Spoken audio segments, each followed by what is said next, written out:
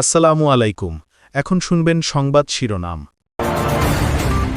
দীর্ঘ সময় পর ভোট দেওয়ার অপেক্ষায় জনগণ। ঠাকুরগাঁওয়ে মির্জা ফখরুল ষড়যন্ত্র প্রতিহতের আহ্বান।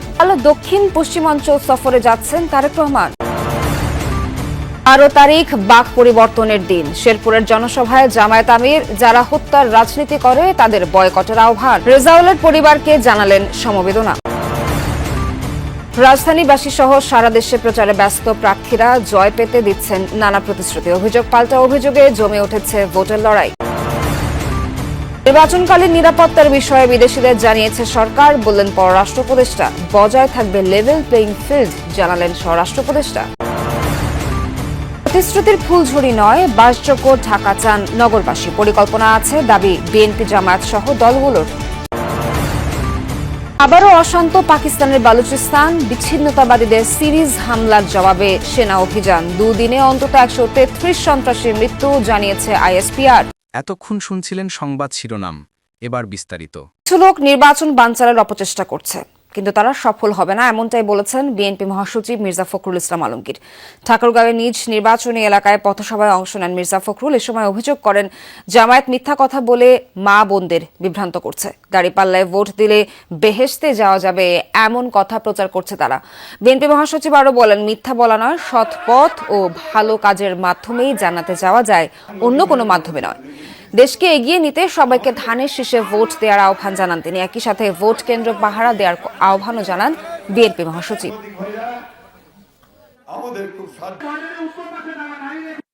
কিছু লোক থাকবে এই দুষ্টামি করবে, কিন্তু আমি মনে করি না এইবারকার নির্বাচন কেউ বন্ধ করতে পারবে। দেশের মানুষ জাগে গেছে। ত্রয়োদশ জাতীয় সংসদ নির্বাচনের প্রচারণার অংশ হিসেবে আগামীকাল খুলনা ও যশোরের জনসভায় যোগ দেবেন বিএনপি চেয়ারম্যান তারেক রহমান। খুলনার খালিশপুরে প্রভাতী স্কুল মাঠে এরই মধ্যে শুরু হয়েছে মঞ্চ তৈরির কাজ। তারেক রহমানের আগমন ঘিরে জেলা জুড়ে তৈরি হয়েছে সাজ রব। যশোরের বিরামপুর আদর্শ সরকারি প্রাথমিক বিদ্যালয়ের মাঠেও এরই মধ্যে মঞ্চ নির্মাণের কাজ শুরু হয়েছে। মাঠের চারপাশে প্রবেশ ও প্রস্থান পথ, শৃঙ্খলা রক্ষা, নিরাপত্তা ও জরুরি সেবার বিষয়গুলো বিশেষ গুরুত্ব দেওয়া হচ্ছে। নেতাকর্মীরা জানান, এর আগে 2011 সালে যশোরে সর্বশেষ বক্তব্য দিয়েছিলেন সাবেক প্রধানমন্ত্রী বেগম খালেদা জিয়া। দীর্ঘ সময় পর দলের শীর্ষ নেতৃত্বের এই জনসভা বিশেষ গুরুত্ব পাচ্ছে দলীয় অঙ্গনে। শিক্ষা খাতে তার মায়ের যে অবদান, সেই অবদানের সেই উন্নয়নের ধারাবাহিকতা তিনি অব্যাহত রাখবেন। গরিবের দান করুক, গরিবের সাথে চাহিদা করুক, মানুষের ভালোবাসুক। খুলনাবাসী অপেক্ষায় আছে যে তারেক রহমান খুলনায় আসার পরে যে তার যে একটা সুমধুর বার্তা, সেই বার্তা শোনার জন্য সবাই অপেক্ষায় আছে। চেয়ারম্যান মহোদয় আসছেন খুলনাতে, একটি দল সহ সকল সর্বস্তরের মানুষের জন্য একটু ভালো লাগা। নির্বাচন ভবনে সিসির সাথে বৈঠক করেছেন বিএনপির প্রতিনিধি দল। বৈঠক শেষে কথা বলছেন দলটির স্থায়ী কমিটির সদস্য নজরুল ইসলাম খান। সরাসরি যাচ্ছে তার বক্তব্যে। এবং এ ব্যাপারে তারা আলোচনা করবেন এবং করে সিদ্ধান্ত নেবেন। আমরা এটাও জানতে পেরেছি যে নির্বাচনে দিন বা নির্বাচনে বিভিন্ন নির্বাচনী এলাকায় শান্তি শৃঙ্খলা রক্ষার নামে একটা করে শান্তি কমিটি নাকি গঠন করা হবে, আলোচনা শুনেছি আমরা আর কি।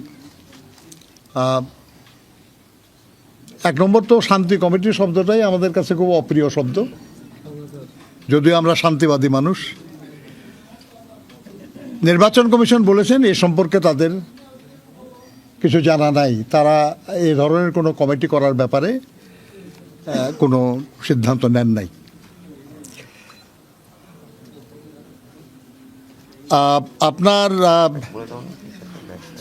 আমরা নির্বাচন কমিশনকে অবহিত করেছি যে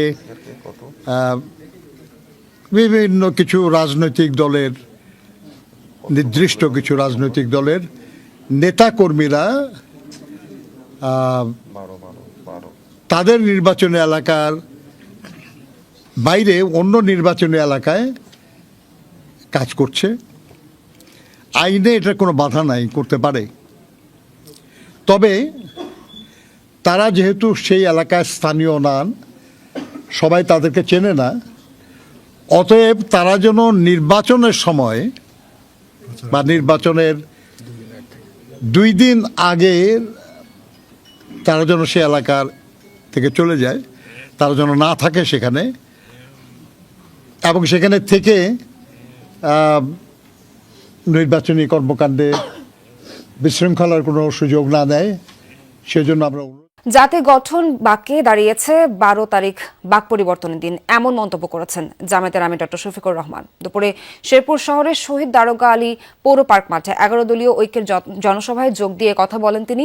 শ্রীবর্দী উপজেলার জামায়াত সেক্রেটারি রেজাউল নিহতের ঘটনা নিয়ে আমির বলেন, যারা রেজাউলকে হত্যা করেছে তাদের কাছে এটা নতুন নয়, তারা নিজেরাই নিজ দলের 2 শতাধিক মানুষকে হত্যা করেছে বলে অভিযোগ করেন ডক্টর শফিকুর। জনসভায় যোগ দেওয়ার আগে শেরপুরে সংঘর্ষে নিহত জামায়াত নেতা রেজাউল করিমের কবর জিয়ারত করেন তিনি। সমবেদনা জানান পরিবারের সদস্যদের। আমিরের জনসভাকে কেন্দ্র করে শেরপুর জেলায় জামায়াত নেতাকর্মীদের মধ্যে ব্যাপক উৎসাহ উদ্দীপনা।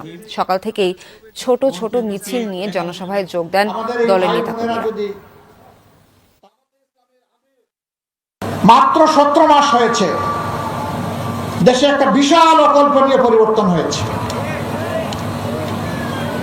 এর আগে 15.5 বছর সবগুলা রাজনৈতিক প্রতিপক্ষ দল সেদিনের আমরা ছিলাম মজলুম। সবচেয়ে বড় মজলুম দল জামাত ইসলাম। আমি কোনের কথা বলেছি, আমাদের সবগুলা অফিস সারা বাংলাদেশে 13.5 বছর একটানা বন্ধ। এরপরে পৌঁছে সংঘর্ষে নিহত শ্রীবর্দী উপজেলা জামায়াতের সেক্রেটারি রেজাউল করিমের কবর জিয়ারত করেন আমির ডক্টর শফিকুর রহমান। পরে নিহতের পরিবারের সাথে দেখা করে সমবেদনা জানান তিনি। রেজাউল নিহতের 4 দিন পার হলেও এখনও কেউ গ্রেফতার না হওয়ায় ক্ষোভ প্রকাশ করেন জামায়াতের আমির। তিনি বলেন, একটি দল আগে নিজেদের মানুষকে হত্যা করত, এখন তাদের হাত থেকে অন্য দলের মানুষ রেহাই পাচ্ছে না। বোঝাই যাচ্ছে ক্ষমতায় গেলে তারা হত্যার রাজনীতি শুরু করবে। এ সময় দলের কেন্দ্রীয় ও স্থানীয় নেতৃবৃন্দ উপস্থিত ছিলেন। গত বুধবার ঝিনাইগাতীতে উপজেলা প্রশাসনের উদ্যোগে নির্বাচনী ইশতেহার পাঠ অনুষ্ঠানে চেয়ারে বসাকে কেন্দ্র করে বিএনপি জামায়াতের নেতাকর্মীদের মধ্যে সংঘর্ষ হয়। এক পর্যায়ে মারামারিতে নিহত হন শ্রীবর্দী উপজেলা জামায়াতের সেক্রেটারি রেজাউল করিম।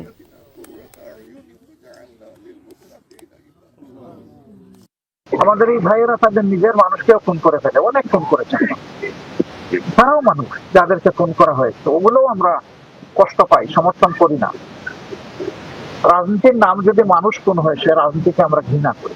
আমরা এমন একটা দেশ আছি যেই দেশে তুচ্ছ দুনিয়ার স্বার্থের জন্য এই ধরনের নোংরা ঘটনা, হত্যাকাণ্ড করবে না। রাজধানীতে নির্বাচনী প্রচারণায় ব্যস্ত বিএনপি মনোনীত প্রার্থীরা। সকাল থেকে রাজধানীর বিভিন্ন এলাকার পাড়া মহল্লায় ছুটছেন তারা, চাইছেন ধানের শীষের পক্ষে ভোট। রাজধানীর খিলগাঁও এলাকায় প্রচারণা করেন ঢাকা 8 আসনের বিএনপির প্রার্থী মির্জা আব্বাস। বলেন, এলাকার সন্তান হওয়ায় এখানকার সমস্যা সম্পর্কে জানা আছে তাই এলাকার মানুষ তার পক্ষে। এ সময় মির্জা আব্বাস বলেন, এই আসনের প্রার্থীরা না বুঝে অনেক কথা বলতে পারে, কিন্তু সিনিয়র রাজনীতিবিদ হয়ে তিনি তেমনটা করতে পারেন না। এদিকে সকালে রাজধানীর মিরপুর এলাকায় প্রচারণা চালান ঢাকা 16 আসনের বিএনপি প্রার্থী আমিনুল হক। এ সময় তিনি বলেন, মাদকের বিস্তার, কিশোর গ্যাংয়ের দৌরাত্ম্য আর গ্যাস সংকটই ঢাকা 16 আসনের মূল সমস্যা। ক্ষমতায় গেলে এসব সমস্যার সমাধানেই মনোযোগ দেবেন বলে ভোটারদের আশ্বস্ত করছেন তিনি।